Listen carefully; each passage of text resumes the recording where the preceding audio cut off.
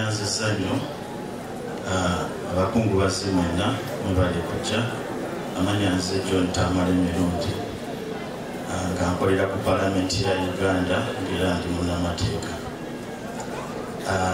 Njagala nsooka okwebaza abantu b'okukyalo kuno olw'okujja mbundi okusiibula taata abadde abaagala kimanyi nabo mubadde mu mwaka. Mwebale nnyo mwebalire ddala okujja. Bezirako abantu betuwangaala nabo ekyengera n'essana namwe mwebale bye mwatudduukirira mwebale nnyo mwebalire ddala. Njagala okuzzaako Central Government, Your Excellency the Vice President, your government, the government through which you serve, has assisted Muzeeyi. Muzeeyi mulabiridde mu bulwadde ne bwali nga tannalwala. Twagala okwebaza. Maybe let me put this in English. Your Excellency, we want you to take this message back to the President. I know you'll meet him. I want you to tell him, and I request you humbly, that you inform him that the family is appreciative of everything he has done for our father during his life and after his death. The state is paying for this function. It's not our money. And it's not some little money, it's a lot of money, which you couldn't have. The next thing is I want to thank you, Your Excellency, for traveling to us, for visiting our home area. You have seen the humble home of a civil servant. My father was a very simple man. He didn't have a lot because he spent everything he had on us, the children. Your Excellency, we are 40 or more children, plus dependents, and our mothers are here. The responsibility that our father used to carry has not ended. It's still with us. It has only been transferred to our mothers and us, the elder brothers and sisters. I would request, therefore, that the President has always been good to his family. If there is an opportunity to meet him, if there is an opportunity to accommodate all these people. Some of them are very young, others are old. We have different needs. The school fees needs, they are studying, some of them have no jobs. So all those things can only be done by the fountain of honor. But then Sabanzile mu Uganda tukwatagane bulungi. Abantu mwenna abazze wano badde nsaba ekintu kimu. Tukubire gavumenti eno etukoledde olumbe luno omungalo. Mwebale nnyo. Munzikirize neebazeeyo abantu. Munzikirize neebaze Afande Nachobe. Afande Nachobe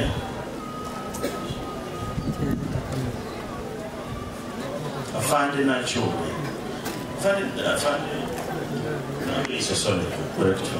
Afande Nabeiso abadde muzeeyi abaddamu amwogerako si bulungi.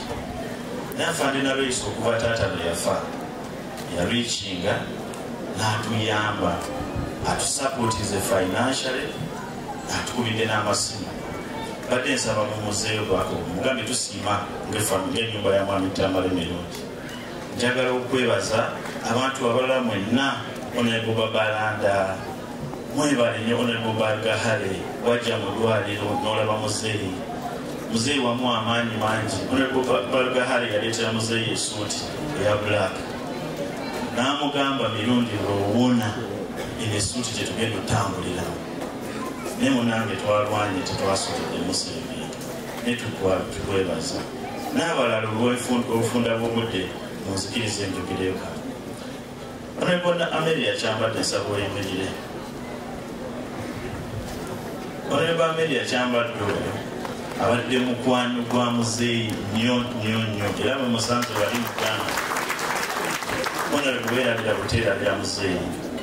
Honorable oyo lwaki muyimiriza yakubiranga muzeeyi ng'akyali ku State House ne bwe yavaayo yasigala amunoonya nga oluusi muzeeyi bw'aba alina akasente ke yeetaaga ng'alina abantu. Muzeeyi alina abadde bakubira nga yeetaaga akasente si ffenna bamunabamu abasigala bakyamwagala. Honorable Amedi yakyambadde yasigala ayagala muzeeyi era amukubira n'amuwabula. Nze nno Honorable Amedi yantwala okusoma bwe nali ngenda okusoma masters kati ye yeerabidde. President yampa muzeeyi yali anfunidde okusoma masters muzeeyi atusomesa naye nali ngenda kusoma masters I think mu taxation. Muzeeyi akasente takalina bulungi nange nenoonya akange. Bwe twasinkana Honorable Amelia n'agamba nedda ensonga yajjajjanje ewa President n'akkiriza ne bansasulira mu kifo ky'okusoma taxation n'ensoma amafuta. Honorable yasente yazimperezanga sente zaalunga nnyingi zisigenda kukira naye yannyamba. Honorable Kasolo naawe tukwebaza ssebo kino kitundu kyo naye ozze n'obeera naffe okuva muzeeyi lwe yafa n'ebyotukoledde. Abantu bonna tebasiima Honorable neffe family esiimu ffe tutegedde obuzibu obwadde okoleramu.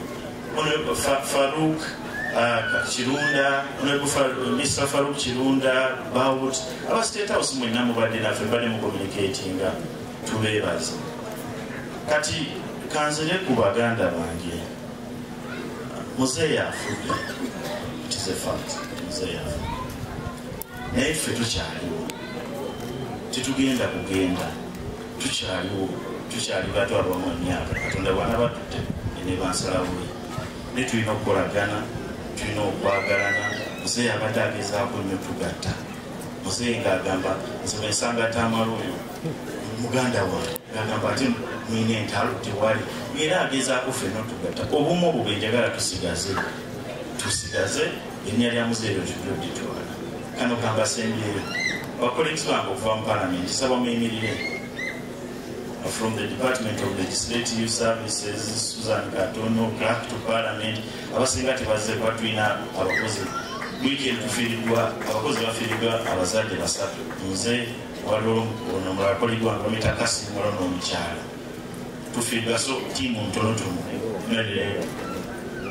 Clerk to Parliament ne Susan Katono, Madam Adrian Nkulaba bampa obudde bwe muzeeyi bwe yalwala n'agamba tamalelekera okukola gendo jjanjabe muzeeyi omwezi mulamba sikoze. Abantu abo bali bampolina emirimu gyange so nsiimye. Abakungubazi gano amaka ga mirundi gakyaliwo. Ennumba eno nzigule singa abeerawo jjajja abeerawo musobola okujja temutulekerera musigale nga mutwagala. Ekyesanyudde ku kino kye tukoze muzeeyi bye yasaba byonna tugezezzaako by'amateeka byonna bye tusobola okukola. Yali yasabye entaana omuziike ng'ayimiridde ng'alinako ka TV ng'alaba abayiseewo okujja ebintu ebyo tebisobola tukimanyina. Naye bye yasabanga mulamu tubikoze. Muzeeyi yasaba nti ennyimbe zikubibwe mu maka ge agamanyiddwa ne zikubibwa ezana ne zikubibwa n'ekirengera. Ne bamaama abalala abataagala kwatuukirira era nabo twabawa ssente. State yabawa ssente ne bakuma ennyimbe kyebali era bamaama abo kyebali naye tebajja kuvaayo mu lujjude kwegera lwa nsonga nnyingi. Bwe twamala muzeeyi yatugambye bwe tuba tumuleeta tumuyimirizangako Lukaya era twayimiridde Lukaya. Abantu be Lukaya bamulinze. Muzeeyi abadde ayimirirawo n'agula ennyama ye n'agula ekyenda n'abawa ku ssente oluusi n'abavuma namo nti n'abajeregamu n'agamba mulina okukola you need to work hard. Abantu be Lukaya batulaze omukwano mungi.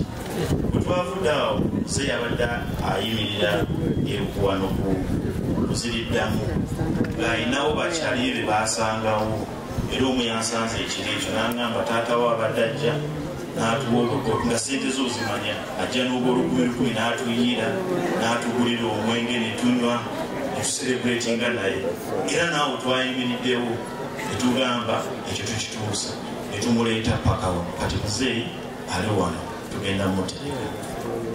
Abantu mwenna tusaba mutusabire tukume si kyangu.